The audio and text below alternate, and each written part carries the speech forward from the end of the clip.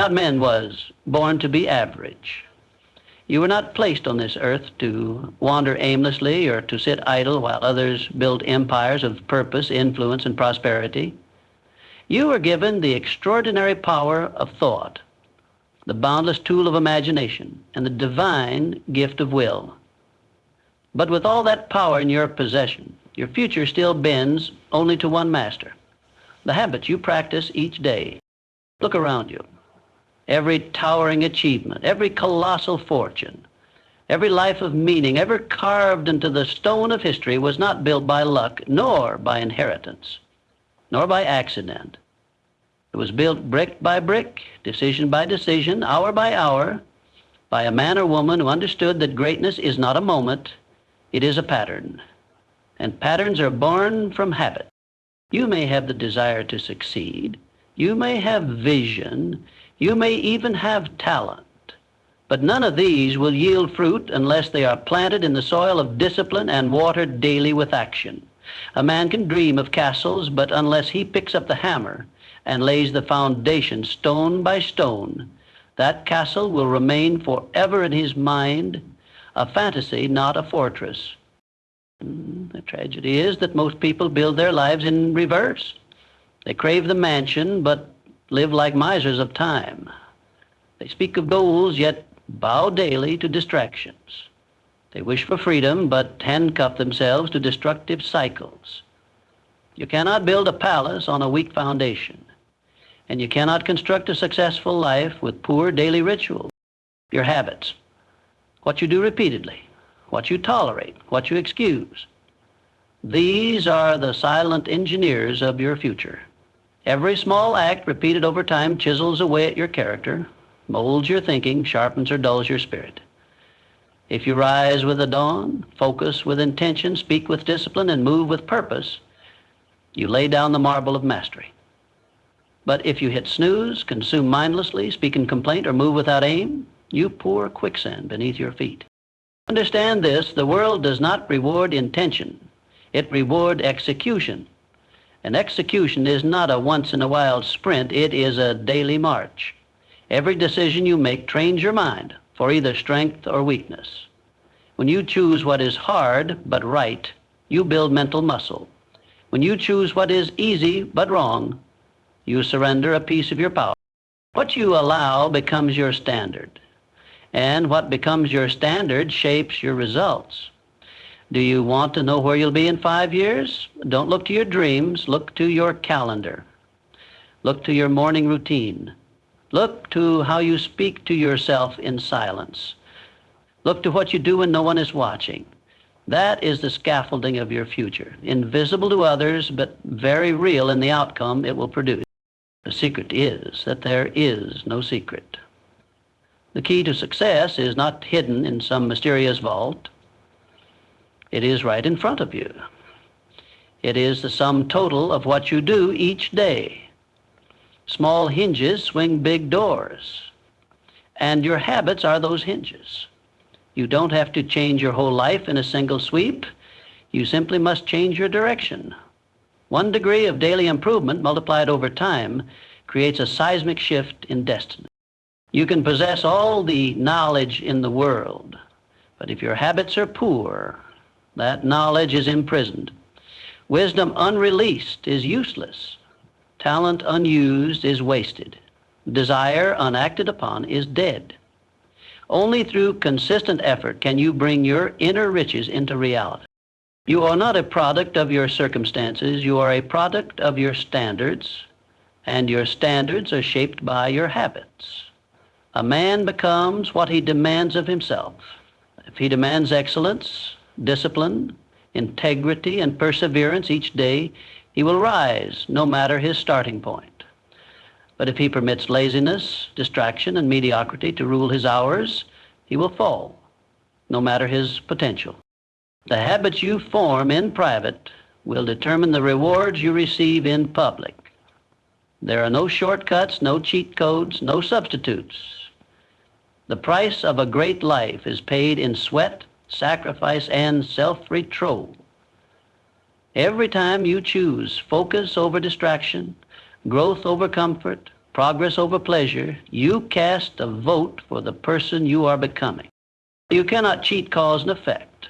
You cannot plant weeds and expect roses. You cannot treat your hours with indifference and expect your years to bloom with greatness. Discipline is the gatekeeper of success, and habit is its path. Too many wait for the right moment, the perfect plan, the guaranteed outcome. But those who win in life don't lead. They act. They understand that every day is a chance to build. Every morning is a fresh draft in the blueprints of destiny. Every choice is a nail. Every habit a beam. Every repeated effort a wall rising toward the vision they carry within. So choose wisely what you repeat. Choose with intention what you do first, what you do consistently, what you allow to linger in your life, because your days, whether wasted or maximized, are the only materials you are given.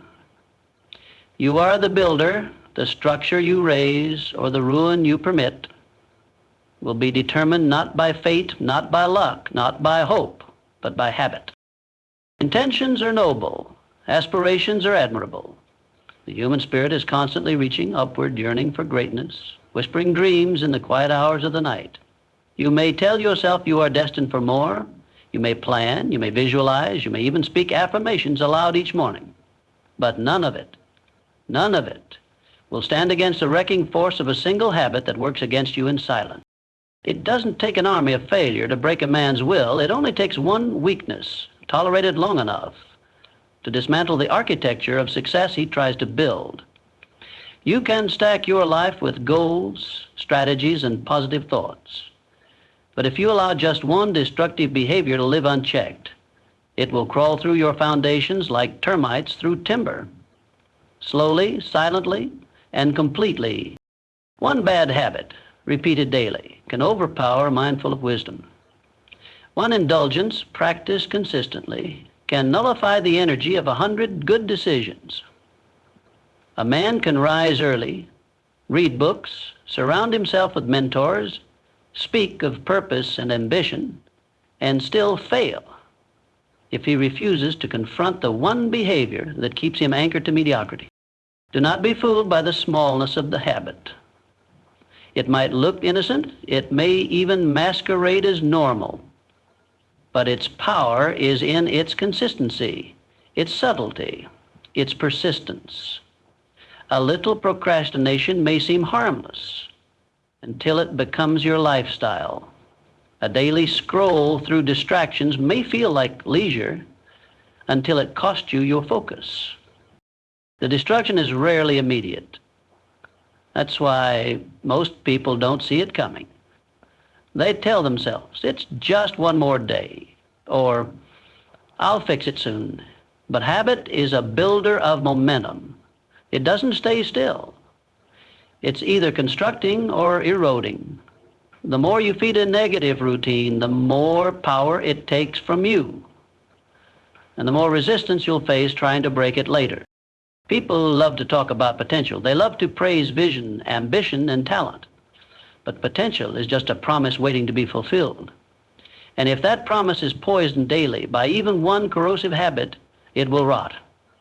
The man with genius but no discipline will be outperformed by the average man who honors his habits. The dreamer with ambition but no control will watch others rise while he remains stuck in cycles he refuses to admit are killing him. You must understand, every destructive habit is not just a waste of time or energy. It is a betrayal.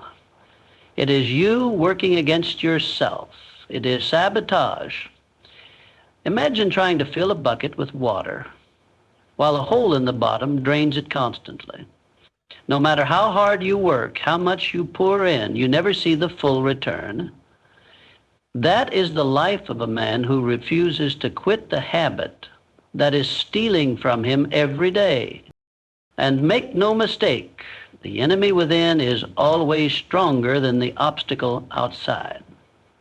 You can face critics, failures, setbacks, and even betrayal from others, but if you have command over yourself, you can still win. But if you let a single undisciplined behavior run loose, it will open the gates for other weaknesses to follow. One habit becomes two, two become 10, and before long, the fortress crumbles from within. Most people would never admit the real reason they are not succeeding. They will blame the market, the government, their boss, the economy, the algorithm. But deep down in the quiet moments, they know the truth. They are not being defeated by the world. They are being defeated by a pattern they choose not to change. And often it is not many patterns. It is just one. One behavior that contradicts all they say they want. You can write your goals on paper. You can hang vision boards on your wall. You can shout your affirmations into the mirror. But none of these will save you from the slow death of a bad habit you excuse day after day. The universe does not reward what you intend to do. It rewards what you consistently do.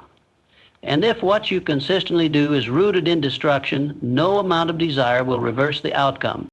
You must become ruthless with yourself. Ruthless with anything that threatens your growth, your peace, your power. Do not allow comfort to blind you. Many destructive habits feel good in the moment, but cost everything in the long run. And because they offer immediate pleasure or relief, they become the most seductive traps of all. The short-term escape becomes a long-term prison. Examine your life like an engineer inspects a bridge. Search for weak points, for stress factors, for anything that compromises the integrity of the structure. Then act. Rip out what does not serve you. Eliminate what slowly kills your momentum. You do not have time for slow decay disguised as harmless routine. You do not have the luxury to tolerate what holds you back. Even a single crack in the dam, if left ignored, will burst under pressure. So too will a single negative habit, if left unchecked, destroy everything you are working to create. It may not happen today or tomorrow, but it is happening moment by moment.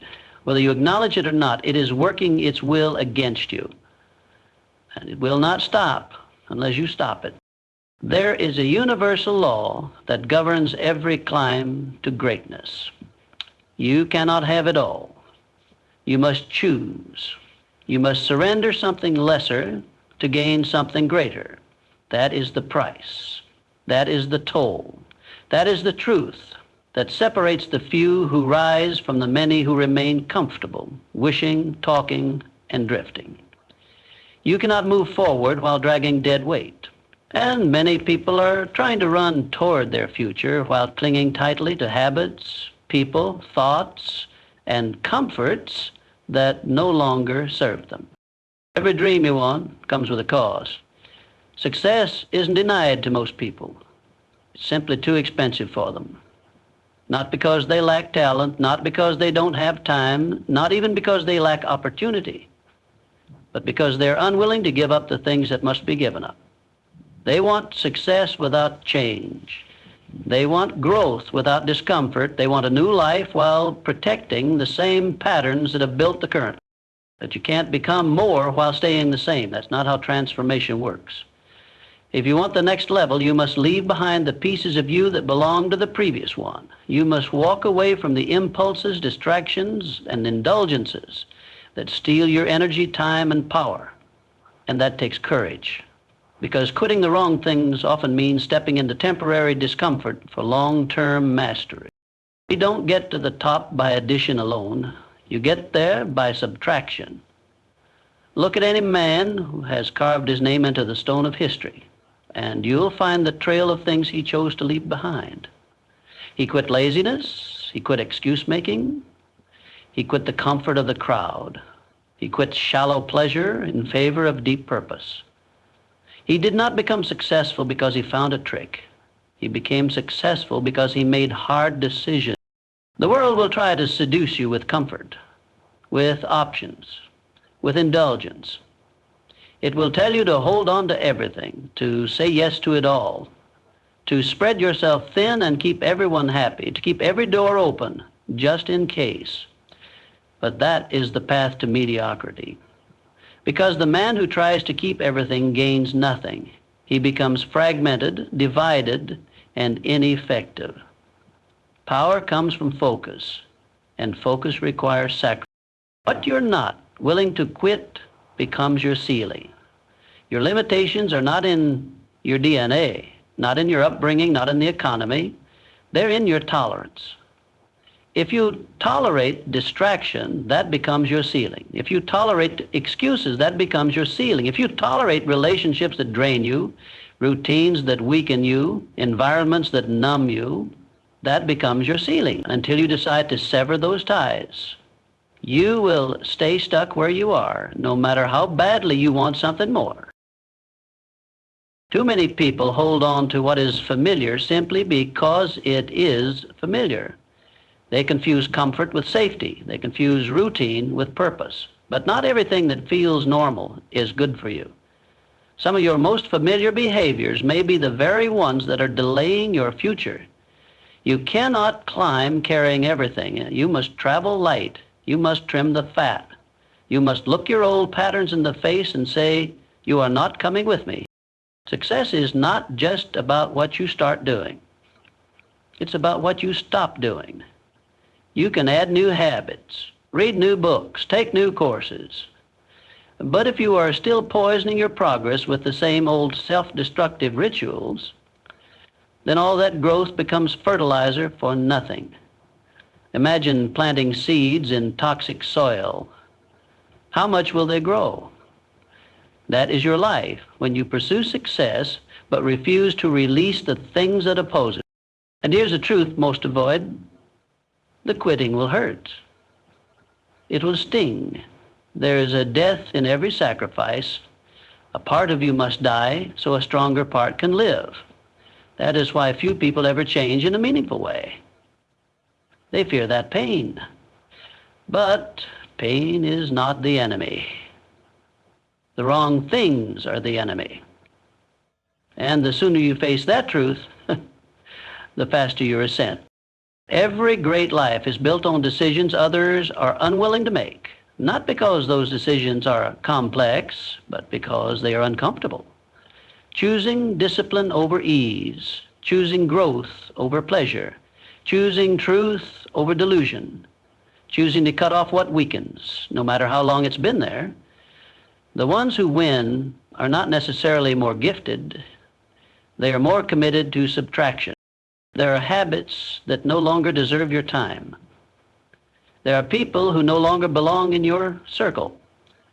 There are thoughts that no longer have a right to stay in your mind. There are patterns that no longer serve your highest good. The longer you protect them, the longer you postpone the life you could be living. You cannot rise while embracing what holds you down. Weakness is not the problem. Every man has weakness. Every woman has blind spots, temptations, impulses that threaten to pull them off course. Weakness is human. But tolerance of weakness is the beginning of defeat. The moment you make peace with the habits, patterns, and vices that dilute your strength, you begin forging invisible chains around your potential. And the longer you allow those chains to remain, the heavier they grow. Potential is not a guarantee. It is a possibility. It exists in the gap between where you are and where you could be, but that gap is filled with choices. It is shaped by what you allow, what you correct, what you confront, and what you excuse. And if you consistently excuse your own soft spots, if you comfort yourself in your lowest habits, if you defend the very things that undermine you, then your potential will never be realized. It will rot, slowly and painfully. One of the greatest lies ever sold is that your flaws must be accepted as permanent companions, that you should make peace with the parts of yourself that limit you. But no man ever rose to power by befriending weakness. He rose by identifying it, isolating it, and eliminating it. You don't conquer weakness by negotiating with it. You conquer it by refusing to let it remain. You may not see the chains right away. They don't always feel heavy. Some even look appealing, like taking it easy, or just being human, or giving yourself grace. But under that language is a dangerous agreement, that it's okay to stay where you are, to indulge what weakens you, to accept a version of yourself that is less than what you're capable of becoming. And the longer you accept that agreement, the further you drift from the greatness that once called your name. Each weakness you tolerate becomes a compromise. Each compromise becomes a habit. Each habit becomes a ceiling. And once that ceiling hardens above you, it becomes the limit of your life, not because it had to be, but because you built it, brick by brick, with every excuse you made for not facing the truth. Weaknesses do not destroy dreams overnight. They do it inch by inch, day by day, silently and steadily. Think of the areas in your life where you know you could be better. Now ask yourself why you haven't changed. Is it lack of knowledge? No, you already know. Is it lack of opportunity?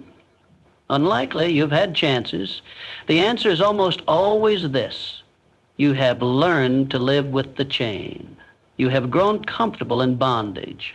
You have convinced yourself that it's not that bad, that other people are worse, that you'll deal with it later. But every day you delay, that chain grows tighter.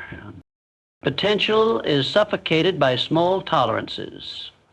A little procrastination, a little indulgence, a little dishonesty, a little laziness. Each one seems harmless in isolation, but together they create a cage. And the worst part is, it's a cage with an open door. You're not locked in, but you won't walk out. Because freedom demands discipline. It demands effort. It demands that you call your weakness by name and say you are not welcome here anymore. You cannot build a strong house on a foundation full of cracks. Every tolerated weakness is a crack. It doesn't matter how beautiful the architecture, how high the ambitions, how noble the intentions. If the structure beneath it is compromised, it will eventually collapse. And when it does, the world will call it sudden, but you will know the truth. It was death by tolerance. Many people never reach their full power, not because they lack time, talent, or resources, but because they keep making space for what they should be cutting off. They carry weakness like a badge of humility, when in fact it is a badge of delay. You can be humble and still demand excellence from yourself. You can be kind to yourself without coddling your dysfunction. Self-love is not an excuse to live small. It's a reason to become disciplined. Look around at the people who are living below their potential. You will notice a pattern. They are always surrounded by tolerated weakness in thought, in habit, in routine, in environment. They keep things in their life that they know are hurting them. They allow attitudes that drain their energy. They participate in conversations that lower their standards. They stay in cycles that they complain about but never change. Why? Because the chain is familiar. And familiarity is often more comforting than freedom. But understand this: every chain you ignore now will cost you later. It may not show today. It may not show next week. But the day will come when your opportunity arrives and you will not be ready. Not because you didn't want it, but because you weren't prepared for it. Because when the time to perform came, your potential was still in shackles. Greatness does not arrive with a trumpet's call. It does not announce itself with applause or victory parades. It is not earned on stages or spotlights or social feeds. Greatness is forged in the invisible, in the silent hour before dawn, in the private battles between what is easy and what is necessary. It is not won in public, but in the solitude of unseen decisions, repeated again and again, long before the world ever notices. The average person believes success is built on grand events, big breaks, lucky connections, strokes of genius. But the truth is far less glamorous and infinitely more demanding. Greatness is the result of what you do when no one is watching. It is formed in the thousand quiet moments where you choose to persist instead of postpone, to prepare instead of procrastinate, to grow instead of settle. There is a silence that surrounds true work, the kind of work that transforms a man. It is the silence of study, of sweat, of sacrifice. It is not accompanied by validation. It is not motivated by praise. It is driven by vision, by purpose, by an unshakable inner standard that refuses to negotiate. Most will never understand this silence because they never stay long enough in the discomfort to hear its power. They escape to distraction. They seek noise to drown out the war within. But those who remain, those who face themselves in that silence, they are the ones who rise. The reason so few attain greatness is because the process is invisible. The habits that shape a champion are not dramatic. They are small, disciplined acts performed relentlessly. Waking early, training alone, choosing reading over entertainment, saying no to things that steal focus, making the difficult call when it would be easier to delay. These are not events that the world celebrates, but they are the foundation of everything the world admires. Moments of choice are rarely dramatic. They are subtle, insidious. They slip into your day dressed as nothing. A scroll instead of a study, a snooze instead of a sunrise, a snack instead of a sprint. But over time, these small decisions accumulate. They do not shout, but they carve. They shape the architecture of your life in silence, and by the time the results become visible, the path is already sealed. The person who understands this principle no longer chases quick results. They respect the invisible. They know that their real competition is not external. It's the version of themselves that gives in, gives up, or gives less. They are not obsessed with performance. They are obsessed with process because they know the scoreboard doesn't lie. And the scoreboard is just a mirror reflecting the quality of choices made when no one was clapping. The greatest battles you will ever fight will not be on stages or in boardrooms. They will be internal. They will be fought in the mind, where excuses wage war against discipline, where fear argues against courage, where fatigue whispers reasons to quit, and your purpose demands you stay in the fight. And this war happens in silence. There is no audience, no reward, no recognition. Just you, your will, and a decision. Do not be fooled by appearances. The loudest voice in the room is rarely the strongest. The one who boasts of hustle often lacks it. The one who truly wins is too focused to announce it. They are at work when others are still planning. They are in motion when others are still dreaming. And what sets them apart is not talent, not luck, not charm, but consistency in the shadows. Because the habits no one sees eventually become the results everyone admires. You cannot fake a foundation. You cannot Photoshop discipline. You cannot disguise lack of preparation when pressure comes. At that moment, under stress, under scrutiny, the truth always surfaces. And the truth is built silently in the dark. That is why the path to greatness demands solitude. Not loneliness, but solitude. The chosen space where you face your weaknesses honestly, where you strip away the noise and discover who you really are when no one is watching. It is in this space that champions are forged, not by ego, but by endurance, not by declarations, but by dedication, not by hype, but by hunger that doesn't quit when the crowd goes quiet. Understand this. Your reputation is built in public, but your character is built in private. And your character is what sustains success after the applause fades. Anyone can perform once. Anyone can flash brilliance. But only those who have mastered the quiet disciplines can repeat it, sustain it, and elevate it under pressure. So, ask yourself, what are your invisible habits saying about you? What do your choices in solitude reveal about your future? Because the truth is, your actions are always predicting your outcome.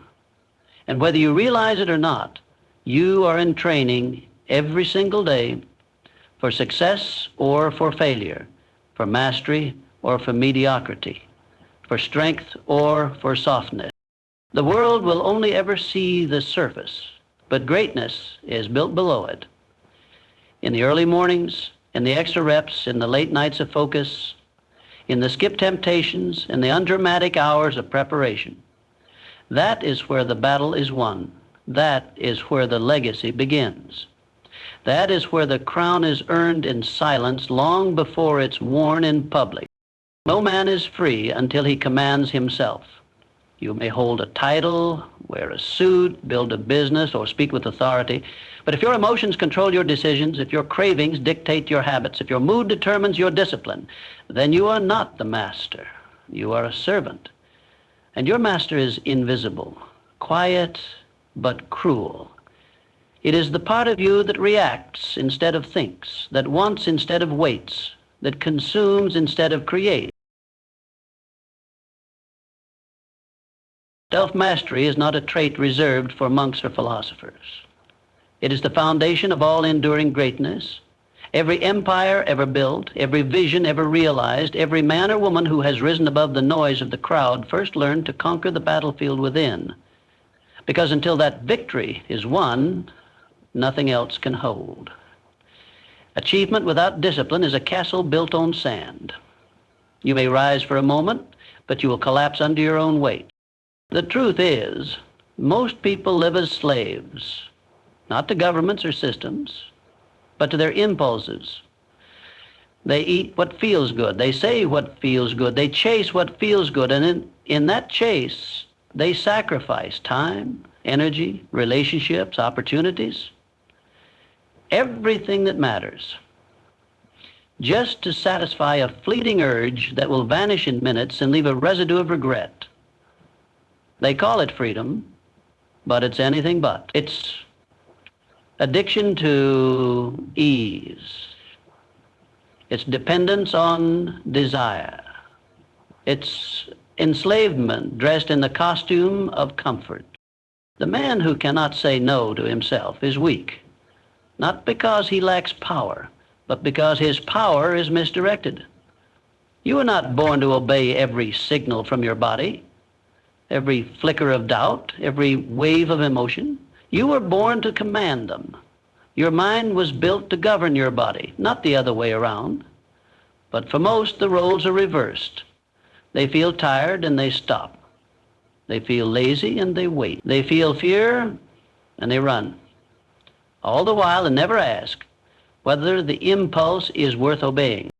There are only two paths, discipline or regret. You either master your habits or they master you. You either tell yourself what to do or you wait to feel like it and live in cycles of postponement. But the harsh truth is, feelings are liars. They care nothing for your future. They do not see vision. They do not understand legacy. Feelings are short-term survival mechanisms. They're loud, impatient, and easily satisfied. And if you follow them, your life will reflect their character. Chaotic, reactive, and empty of direction. The greatest enemy you will ever face is not out there. It is the part of you that wants to quit when things get hard. The part that craves comfort when you're supposed to be growing. The part that justifies laziness in the name of self-care. The part that knows exactly how to use your own intelligence against you. That is the part you must conquer. That is your real opponent. Self-mastery begins the moment you refuse to obey your first impulse. When you feel anger, and instead of lashing out, you pause. When you feel fear, and instead of running, you lean in. When you feel doubt, and instead of collapsing, you decide. That moment, that invisible, uncelebrated moment, is the beginning of your power. That's when you begin to lead yourself. And until you can lead yourself, you have no right to lead anyone else. You cannot build a meaningful life if you are constantly at the mercy of how you feel. The men who built mountains out of nothing did not wake up every day in the mood. They were not magically inspired every morning. They were not void of fear or fatigue or distraction. What they possessed was control. They had trained themselves not by reading quotes, but by wrestling daily with their own resistance and winning. This mastery does not arrive overnight. It is earned, and it is earned in the trenches of daily decisions. The alarm goes off. Do you rise or do you roll over? The schedule demands discipline. Do you follow through or negotiate with yourself? The opportunity to grow appears. Do you embrace it or delay it for the 100th time? Each of these moments is a vote cast, not just for your habits, but for who you are becoming. Until you can command your attention, you are owned by distraction. Until you can control your appetite, you are controlled by compulsion. Until you can direct your focus, your energy will leak into meaningless pursuits. Until you can regulate your emotion, your peace will always be at the mercy of outside forces. In short, until you master yourself, your entire life remains in the hands of your weakest moments. Self-mastery is the gateway to all other victories. Once you can direct your own mind, body, and spirit, the world bends differently before you. Opportunities appear more clearly, challenges become training grounds, pain becomes information, delay becomes strategy. The man who governs himself does not react to life, he constructs it.